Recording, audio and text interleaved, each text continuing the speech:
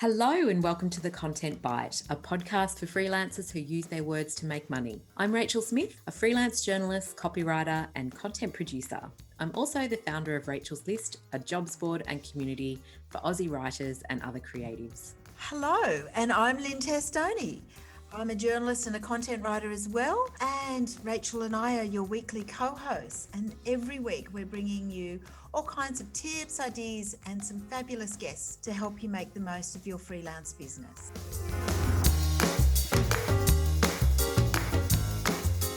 Hey Rach, how are you? Another ep with just the two of us this week.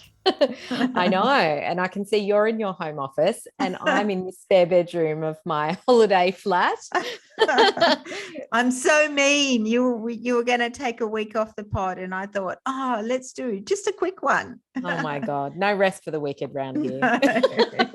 But yes, we can get this out of the way and then I'll go and have a lovely lunch at the boathouse on the water up the road. So sounds lovely. Yes. Sounds lovely. So today we were going to delve into a tricky topic that I know makes me slightly anxious. I don't know about you.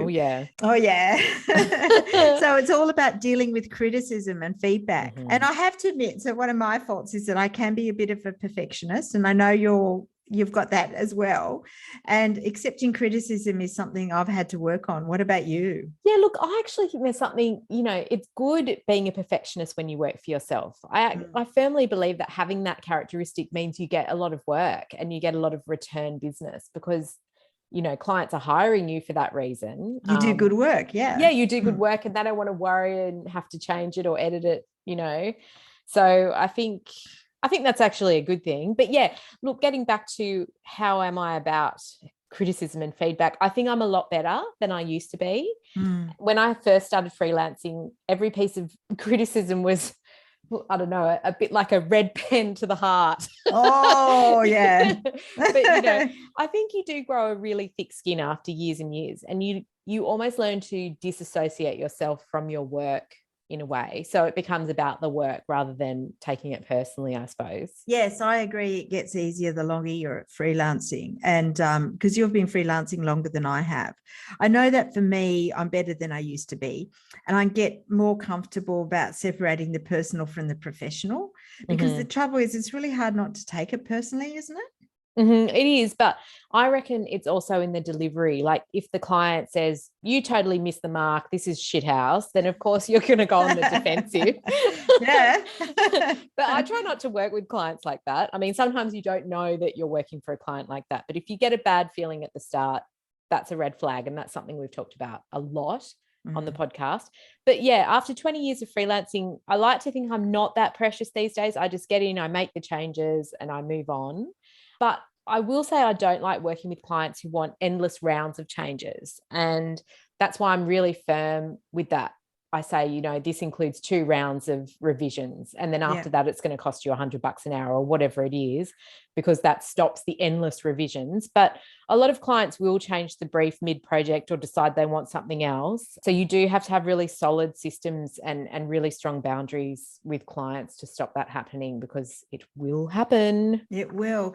And it certainly happens the more corporate and client work you do. Yeah. Because I think one of the difficulties I find is that I didn't ever get much feedback or changes during my journalism career.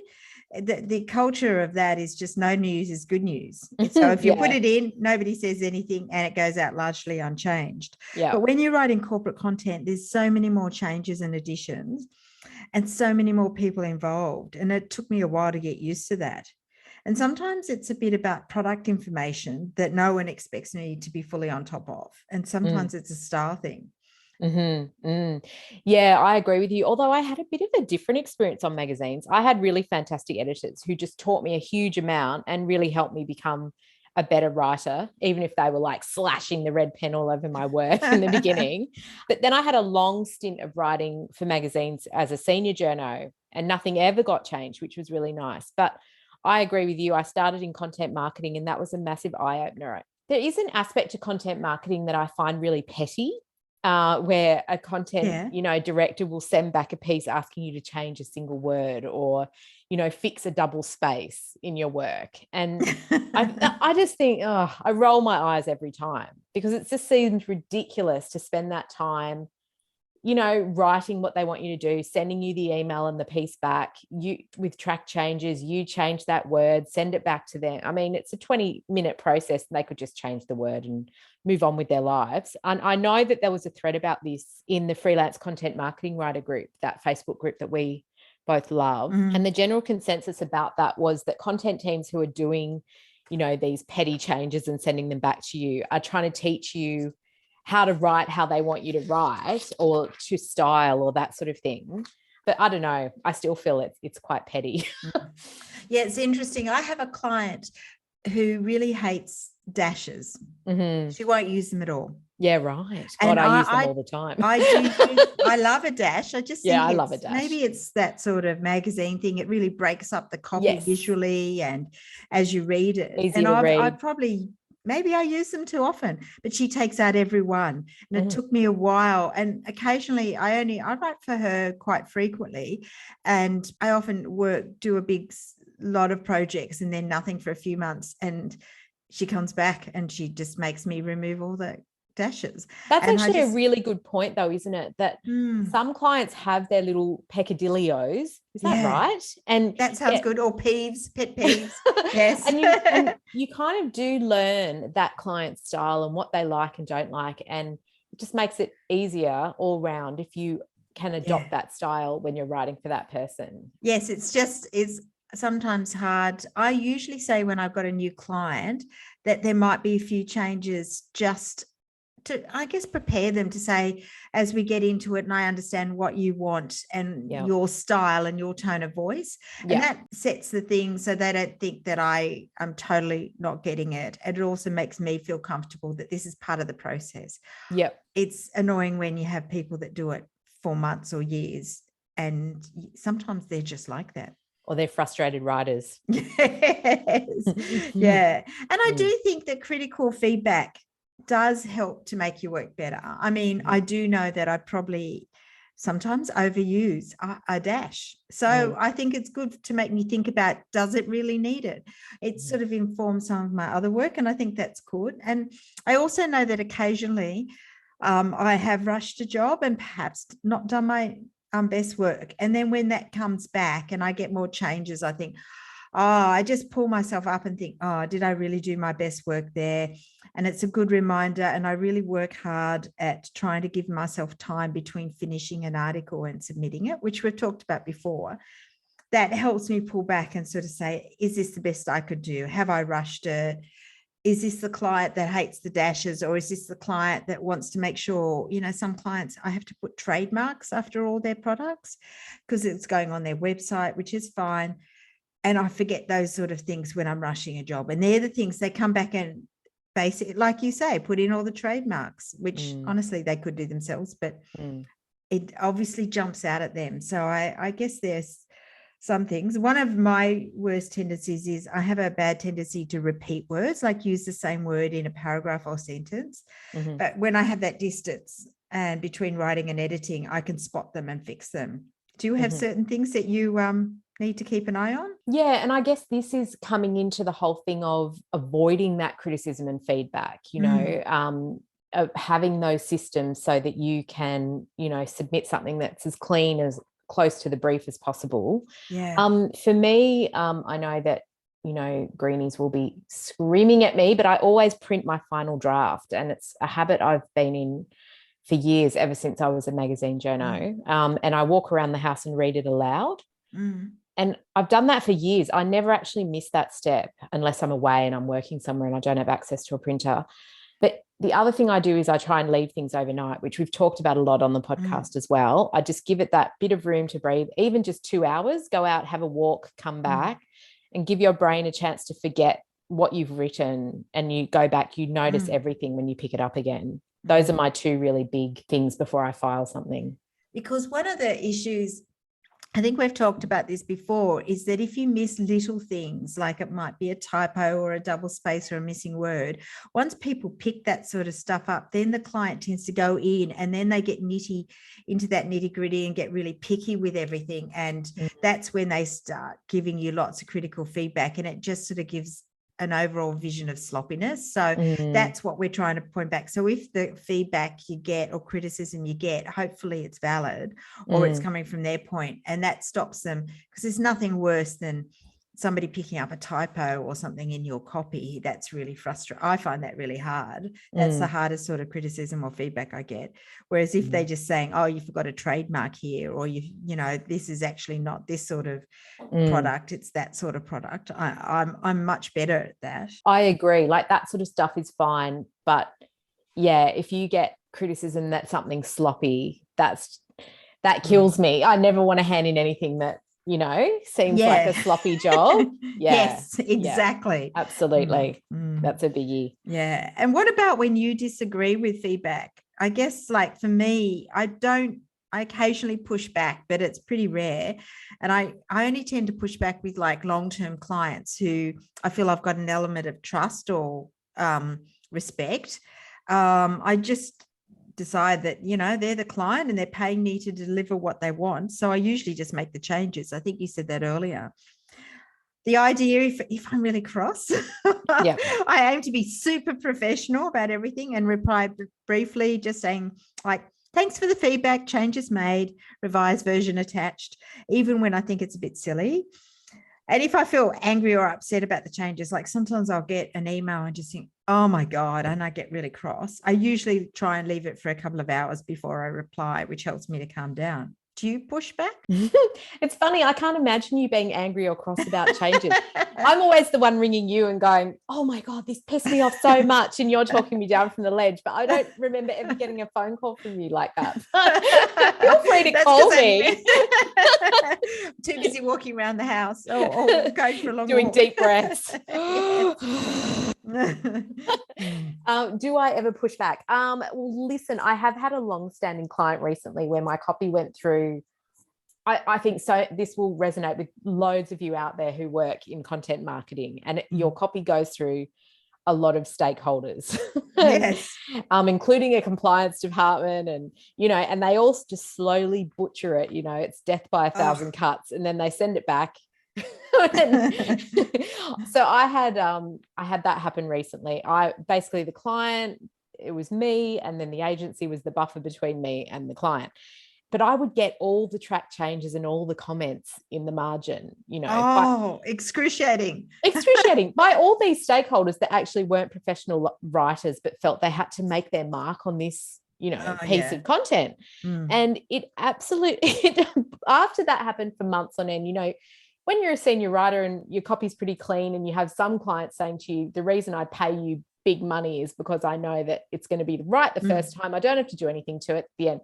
You start to become a little bit smug about your abilities, don't you? And you go, well, yes. You know, no one's ever going to change anything. Then you get into content marketing and all this, you know, you hit all these stakeholder levels and all this track changes comes back. And it can drive you a little bit bonkers. You can think, what's wrong with what I did? There was actually nothing wrong with what you did, but all these departments have to make their mark on it. And so in those cases, I have pushed back. I've said, look, I've fulfilled the brief and these changes I feel are out of scope. But I think that you have a lot more success doing that with, as you say, established clients who are generally reasonable, or small business clients who might have some unrealistic expectations. But I do find it's very difficult to do that with agencies, because they might be sympathetic to you and they might even agree with you, and they might even say, which has been said to me before, this is a particularly difficult client and we're warning you in advance. I've had that said to me before, but they're caught between a rock and a hard place. So in the end, it's always going to be, you have to do this or you can walk away from that work. And I have walked away from some client work because the editing process is so soul destroying, and I just think I could be doing better things with my time basically, and it's not worth the money. Well, sometimes it's not worth the money, even if you're paying a high hourly rate, because once you break down how much how many hours you do Yeah. to do all these changes, you end up being, you might as well be flipping hamburgers, Yeah. And so you think, well, yeah, they're paying me $100 an hour, but it's taking me 4 times as long to do this. Is something easier. So that's when you work it out. I'm going to share, actually, I didn't put this in our script, but I have a secret that I used to use on a certain magazine, and it's a high flying, sort of very shiny magazine, may have, rhyme with Pogue. And so I used it when it'd all go round to the multiple editors. The best thing is to use like weird grammatical terms. So people would want me to make ridiculous changes. And then I started saying, but if I did that, I'd split an infinitive, or that would create a dangling modifier, which is my personal favorite. And of course, the person's eyes would just glaze over and just not even know what it is. And they go, oh, okay.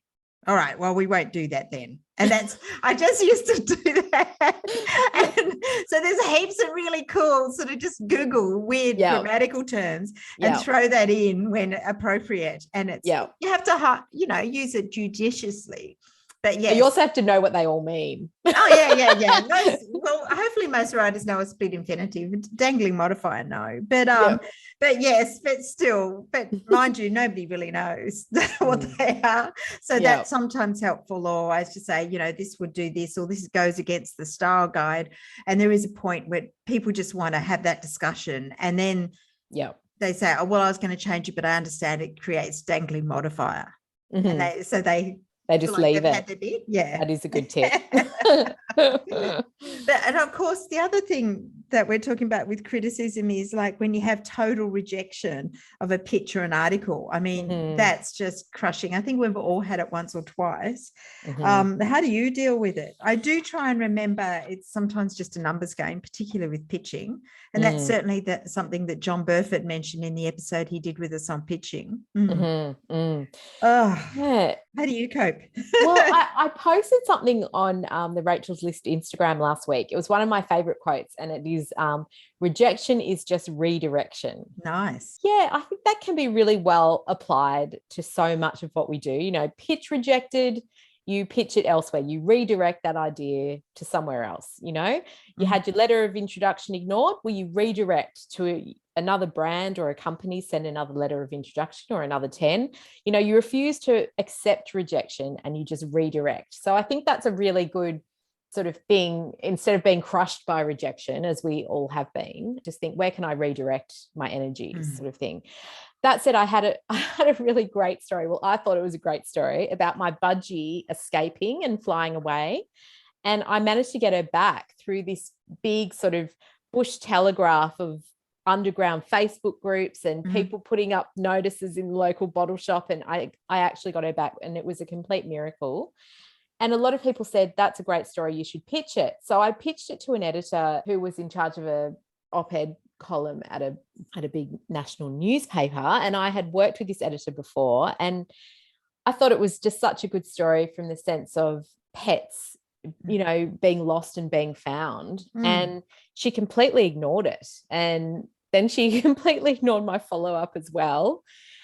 And that just actually, even after all these years, that did crush me. And I haven't taken my own advice and redirected that anywhere else. I feel like I'm still licking my wounds a bit on that one.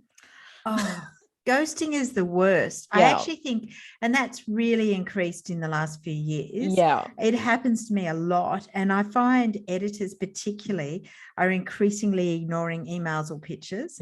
I try not to take it personally, and I assume that they will reply when they love an idea. We did talk about following up, and I do think that if you're convinced that you've got a good idea, it's worth following up at least a couple of times, because I think that they're just swamped. I do know an editor I do a lot of work with, and she's increasingly emailing me like commissions at 9 o'clock at night and everything, and they're always got really short deadlines, and I think she's just so under the pump. And I think that's with a lot of people, less so the corporate clients, but I think that I do try and not take it personally. But sometimes you just have to let it go, don't you? Yeah. And I don't know if anyone else out there feels this way about pitching, but I find when I'm in a groove of pitching, I'll have pitches picked up, and then the rejected ones don't matter so much to me. But when you're busy with lots of work and you are just pitching the odd thing and it gets rejected, that's much harder to take almost. Like if you're the type of person, say Lindy, I assume would be pitching all the time, Lindy Alexander. But I'm more of a sporadic pitcher. So I think when you get into a groove with it, though, it can be that you get a lot more picked up. So I don't know, maybe it's the energy. That's true. I mean, because a lot of my work comes to me these days. So I only pitch an idea if something comes in randomly, or if I can see a quiet spot coming up. And then I might say, oh, this would be a good idea for, one of the magazines I work for, or something. And I do pitch ideas, but I don't get a lot. And I do have one editor who I pitch to. He says nothing, no crickets, and then about a month or two later it comes back as a commission. I think as well, getting back to the criticism and feedback thing, it's something we don't get when we pitch 9 times out of 10, and that's a case where you really do want a little bit of criticism and feedback, isn't it? Because it would help you perhaps hone the pitch into something that's more sellable and that will work for future better. Or what resonates with that editor a bit more, and you can pitch something that's a bit more targeted. So on the flip side, like we want a bit of criticism and feedback on a pitch, don't we? Because it helps us become better at that actual it does skill. And it is hard to get that feedback back. Sometimes I do, and I do with pitches. Sometimes I notice when I get something taken up, and then I have to try and remember what was good about that. And that's particularly I pitch a lot of houses to the magazines, and when I get a house taken up, I think, okay, what do they like? And sometimes they'll actually give me positive feedback. Say, I really love this.